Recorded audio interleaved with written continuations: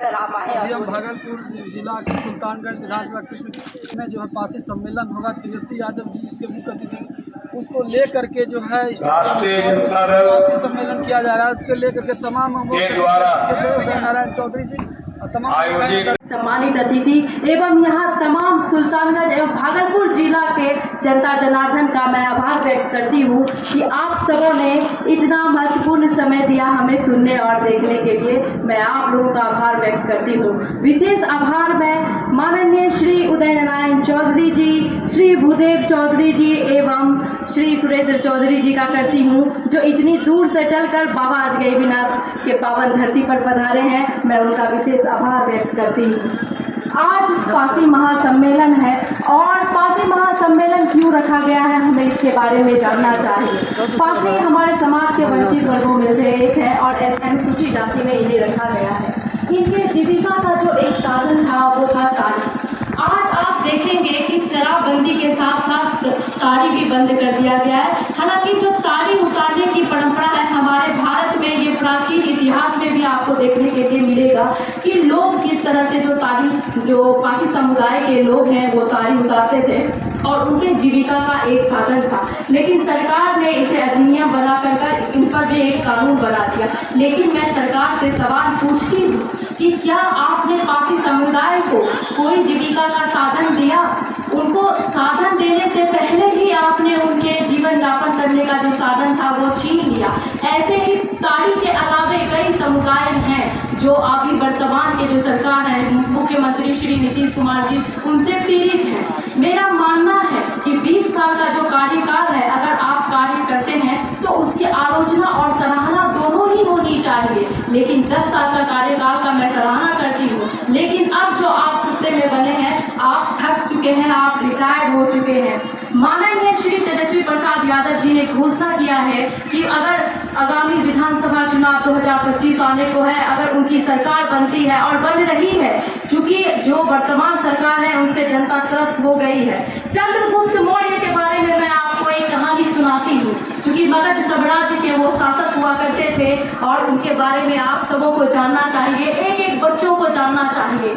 मगध साम्राज्य भारत ही विश्व में पहला साम्राज्य ऐसा था जहाँ साम्राज्य की उत्पत्ति हुई थी और हमने एक से एक सम्राट को देखा है। चंद्रगुप्त मौर्य को चाणक्य ने राजकीलम मैदान से उठाकर तैयार किया था।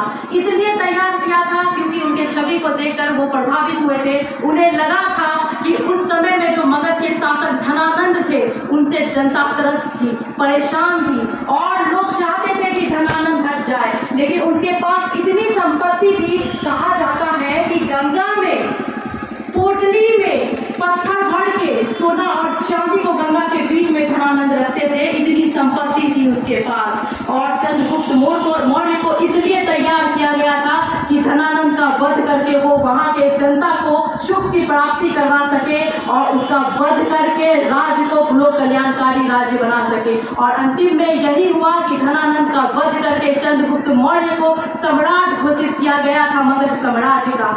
इतिहास में आप देखेंगे कि जब भी हमारे देश और राज्य में ऐसा हुआ है, जब भी जनता पीड़ित हुई है, तब तब सरकार की सत्ता हिली है।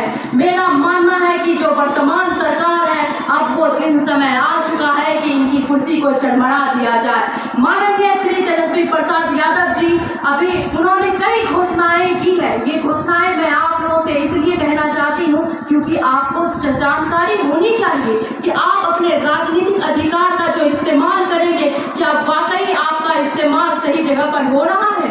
अभी डोमिसाइल नीति लागू करने की बात की है कि उनकी सरकार बनेगी तो वो डोमिसाइल नीति लागू करेंगी। मैं चूंकि डोमिसाइल नीति के बारे में इसलिए बात करना चाहती हूँ क्योंकि बिहार की जनता इससे पीड़ित है। ये क्या है, मैं एक लाइन में आप लोगों को स्पष्ट तरीके से बताना चाहती हूँ। डोमिसाइल वो है जो बिहार के जो बच्चे होंगे, जो बहाली आएगी, उसमें पहले बिहार के वासियों को, छात्रों को लिया जाएगा, छात्र छात्राओं को।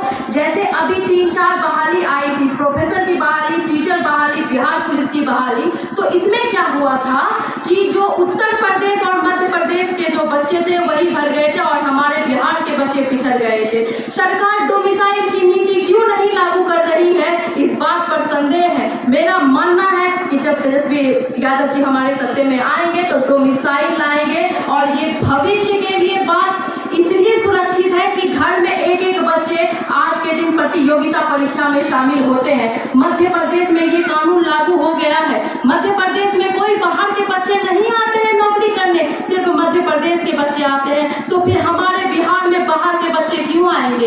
नेशनल डेमोक्रेटिक अलायंस जिनके हेड हुए सुप्रीम जो पार्टी है हमारे देश में श्री नरेंद्र मोदी जी, और हमारे राज्य में मुख्यमंत्री बने हुए श्री नीतीश कुमार जी, और जो एनडीए के जो लीडर्स हैं उन्हें संविधान भी नहीं पसंद है, जबकि आरजेडी सामाजिक न्याय पर आधारित एक पार्टी है और समाज के निचले पायदान के लिए कार्य करती है।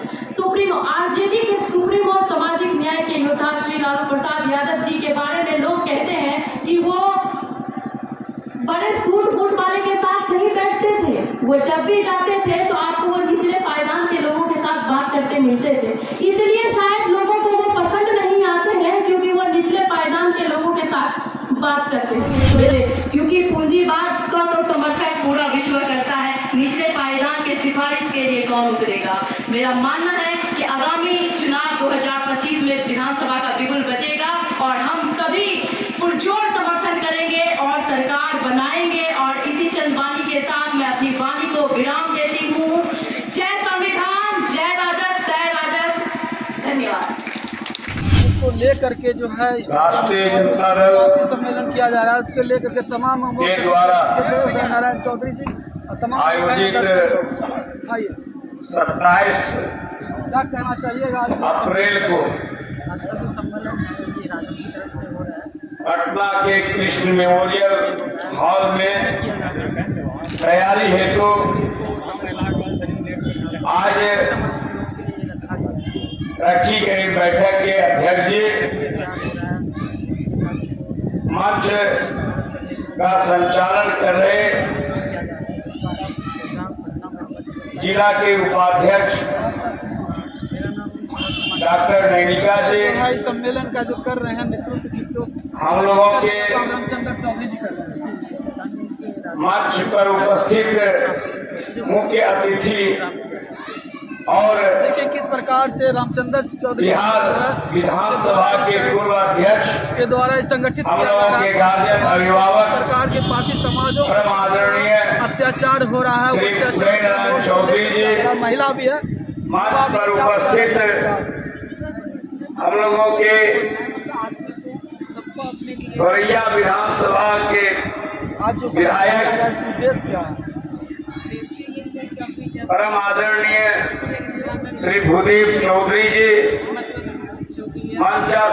मंचासीन सभी इस नेतागण बात से हम दिखाने का प्रयास कर रहे हैं अपने चैनल के माध्यम से कि साल में उपस्थित नारायण चौधरी और भूदेव सभी चौधरी पदाधिकारीगण, इस कृष्णा मेमोरियल कार्यकर्तागण पटना में एवं ईश्वर स्वरूप आयोजन होगा। 3 जनता दर्शक लोग का भीड़ लगा हुआ है। बाबा अजगैबीनाथ सम्मेलन किया जा के रहा है। चलिए इसी बात इस पावन धरती पर विराम देते हैं। जय हिंद। और सुल्तान साहब